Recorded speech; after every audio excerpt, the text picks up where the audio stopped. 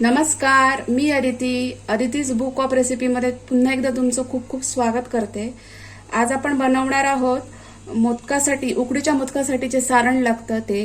गणपती जवळच आले तर आपण आज ते सारण बघूया। मग त्याच्यासाठी लागणारं साहित्य आहे। साहित्यामध्ये आपण मी हे ओलं खोबरं घेतलंय। हे 1.5 वाटी ओलं खोबरं आहे। त्याच्यानंतर मी घेतलंय पाणी लागेल आपल्याला थोडं, वेलची पूड आहे थोडी। हे मी 4 ओळे वापरले आहेत। तुम्ही कुठले ड्रायफ्रुट्स वापरू शकता, पण मी ते 4 ओळे वापरतेय। थोडी खसखस लागेल। गूळ आहे 1 वाटी, म्हणजे जर 1.5 वाटी तुमचं किसलेलं खोबरं असेल तर त्याच्यासाठी तुम्ही 1 वाटी किसलेला गूळ घ्यायचा। त्याच्यानंतर थोडंसं मीठ लागेल आणि 1 चमचा तूप लागेल। चला, आता मी गॅसवर एक भांडं ठेवलंय। गॅस चालू आहे, भांडं तापलंय। मग आता आपण त्याच्यामध्ये हे खोबरं आहे ते घालूया।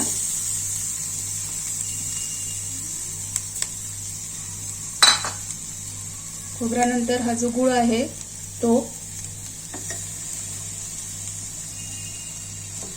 गूळ तुम्ही कमी जास्त करू शकता, तुम्हाला जितपत गोड पाहिजे तितपत, पण ह्या प्रमाणात केलं तर ते परफेक्ट होतं।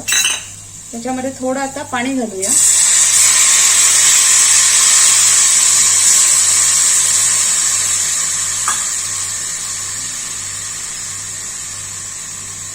थोडंसं मीठ, ही जी खसखस आहे 1 चमचा ती, 4 ओळे आहेत ते, आणि ही वेलची पूड। आणि आता हे गॅस मंद ठेवायचा सुरुवातीला, फार फास्ट नाही ठेवायचा। आणि हे आता मी व्यवस्थित एकत्र करून घेते। हे बघा, मी मिश्रण आता व्यवस्थित एकत्र करून घेतलंय। जरा गॅस मोठा ठेवायचा सुरुवातीला आणि हे असं व्यवस्थित एकत्र करून घ्यायचं।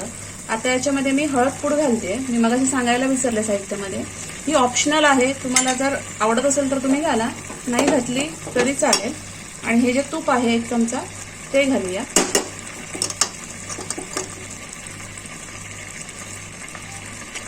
आणि आता हे पुन्हा व्यवस्थित एकत्र ढवळून घेऊया।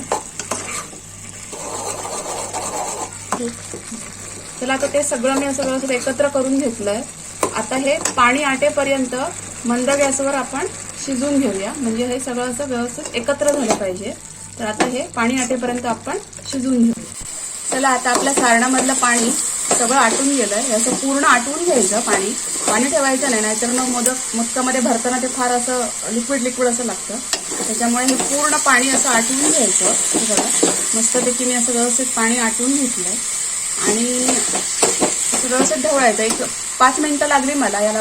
मीडियम गॅसवर मी हे काम केलंय, तर मीडियम गॅसवर मला 5 मिनिटं लागली। आता मी गॅस बंद करते आणि आपलं आता हे उकडीच्या मोदकाचं सारण तयार आहे। तुम्हाला मी डिशमध्ये काढून दाखवते। चला, आता आपलं हे उकडीच्या मोदकाचं सारण तयार झालेलं आहे। एकदम परफेक्ट सारण तयार झालेलं आहे। तुम्ही अशा पद्धतीने बनवून बघा। खसखस आणि ते 4 ओळे घातल्यामुळे हे खूप छान लागतं। तर तुम्ही रेसिपी नक्की ट्राय करा। माझी रेसिपी कशी वाटली ती कमेंट्समध्ये सांगा। व्हिडिओ आवडला असेल तर त्याला लाईक करा, शेअर करा। आपण भेटू नेक्स्ट व्हिडिओमध्ये। थँक्यू।